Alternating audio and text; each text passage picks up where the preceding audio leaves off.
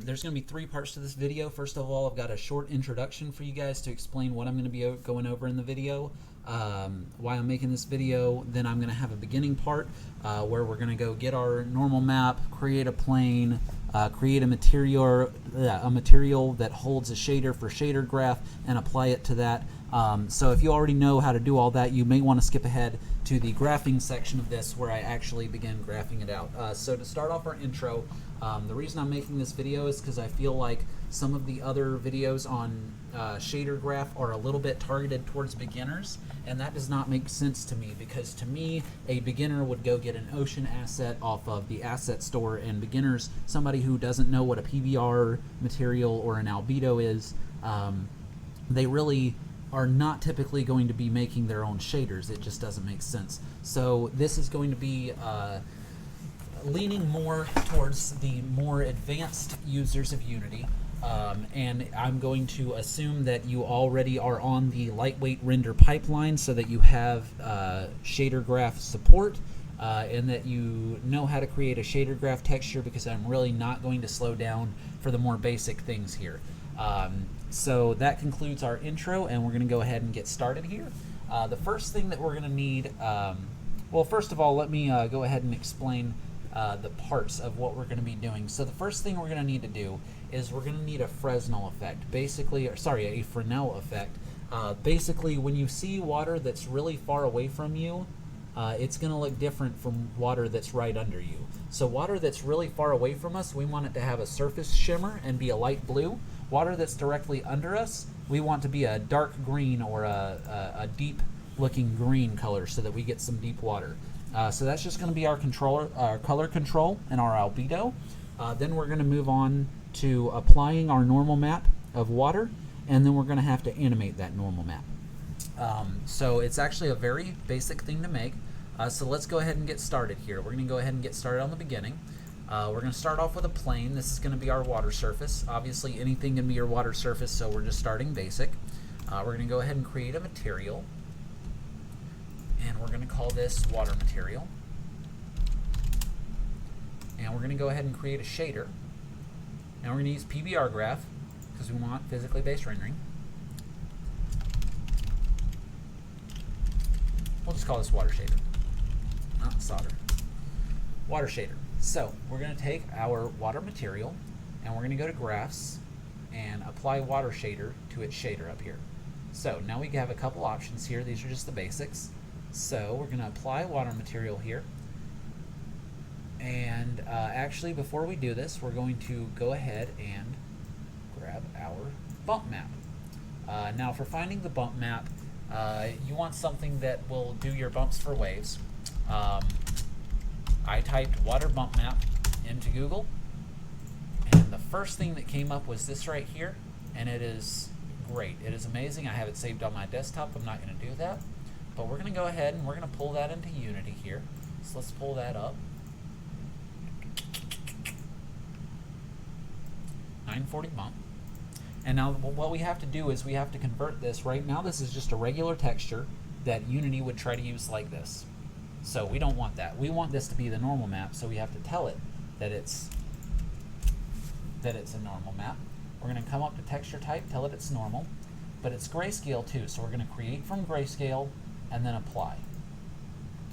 And that's going to give us this crazy colored bump map. You guys should know what a bump map is. All right, now we're going to move on to our actual graphing component. So double click on water shader, and let's put it in a convenient spot here. Alright, so the first thing we got to do is create our albedo, then we're going to create our normal. So let's start off by creating 2 colors, and we're going to want a deep color. That's going to be for our deep ocean, and that one's going to be a green. So we'll get that set there. And we're going to want a surface color. That one's going to be kind of a bright bluish, shimmery, almost green. And we can change those later, but for now, let's drag them onto here.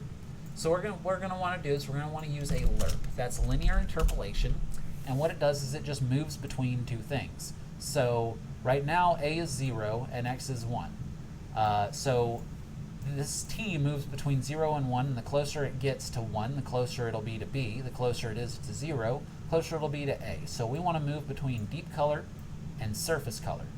But now this switched to a 4. So we no longer have one value to control it. So now we're going to say we need to move between the deep color and the surface color by what?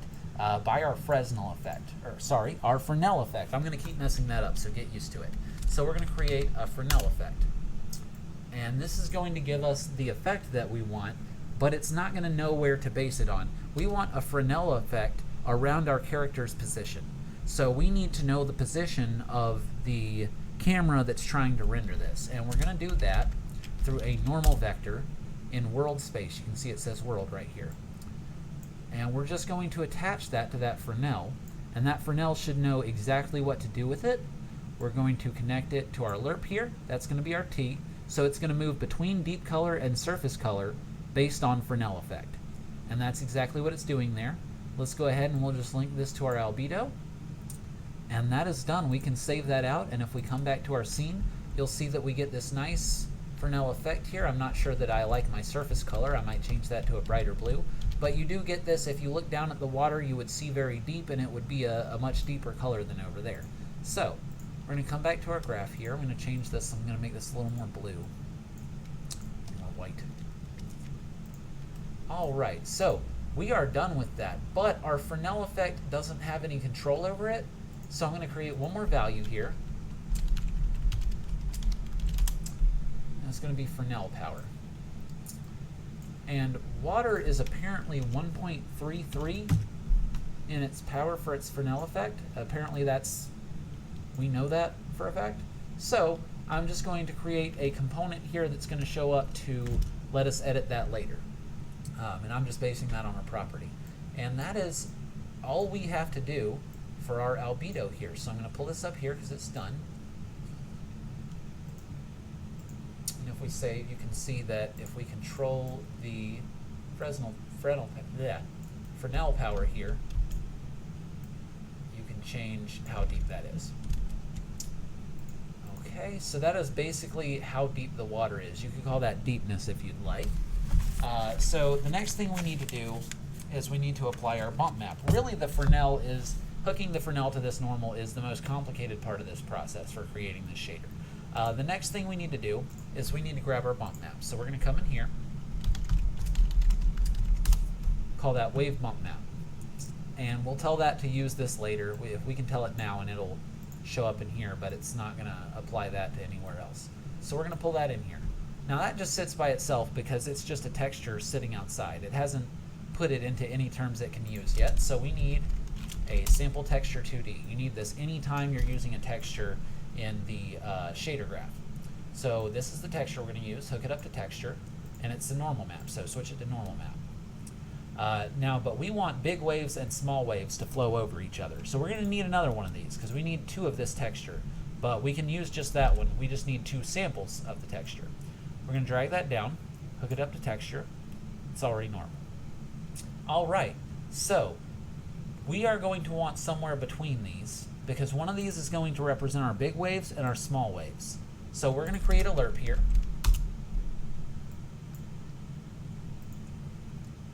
Between this and this. And we are going to take a property. Actually, well, yeah.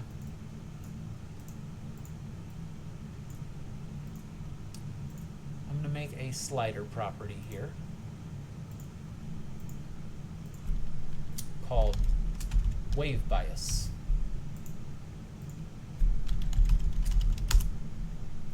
And that's going to be about 0.7 because we want it to be closer to the smaller waves, so we want it closer to one side than the other. So again, it's lerp, so this is A here and this is B down here. So we're going to make this the smaller waves that we want to see more of on top of the ocean. So we're going to put it closer to this side of the lerp there. So we're just going to take this property and plug it in here. And now we can control how much we're seeing big waves and small waves. But we haven't made them big waves and small waves yet.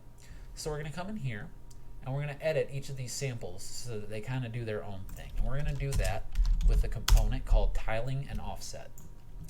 we're going to grab 2 of these because we have 2 textures. And these are going to control the UVs. That's the coordinates of where it's looking for its texture. And you should already know what that is. That's a little bit more in depth than what I want to explain here. Alright, so first thing we're going to do is control the tiling. So we want our small wave tiling to be at about 4. It's going to tile it 4 times on the plane there that we've got, whatever object it's displaying on. And then we've got big wave tiling, which is just going to be at 1.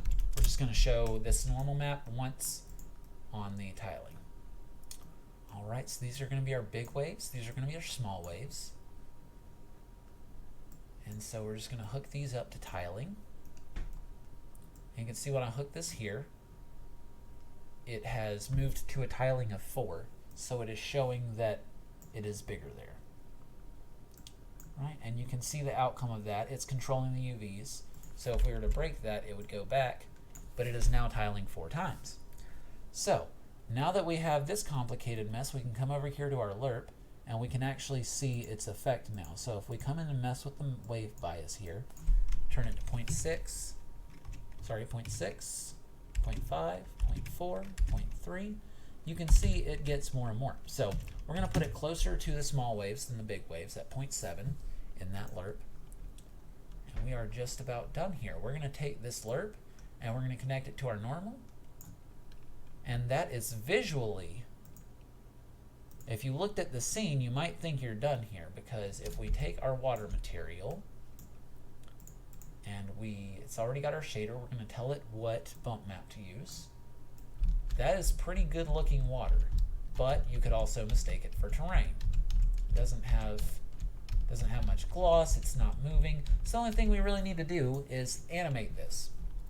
Alright, so that seems like the hard part. It's actually not. It's actually very simple. What we're going to do is we're going to come in here and we are going to create a time component. And we're just going to use time here, just as it is. Except, sorry, not as it is. We're going to have wave speed. It's going to control how fast our time moves. So we're going to cut time in half for now. So we're going to create node, and it's going to be multiply, and we're going to take time and we're going to multiply it by 0.5, and we're just going to cut time in half. We just don't want it moving at full speed here. So that's going to give us control, and we'll switch that to a slider so that we have control over that. Right? And we're going to take this timing, and we're actually just going to connect this to offset of that and offset on this. And you can already see it starting to animate there.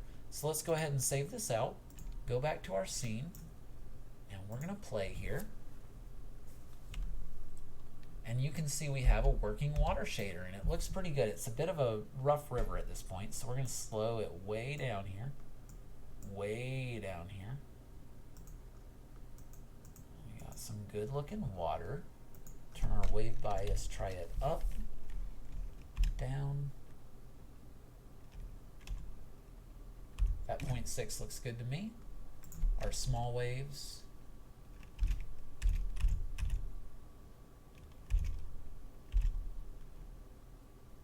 I'll put that on 5. And we've got our Fresnel power right.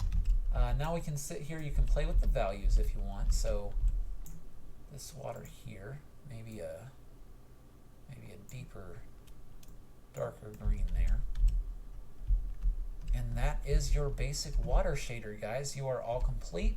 I hope you enjoyed the tutorial. I hope you learned something. These tutorials are as much of a learning experience as they are a teaching experience for me. I hope this got you guys through it quickly and you understood everything, and you can go ahead and create your ocean for your game. Thanks, guys. We'll see you next time.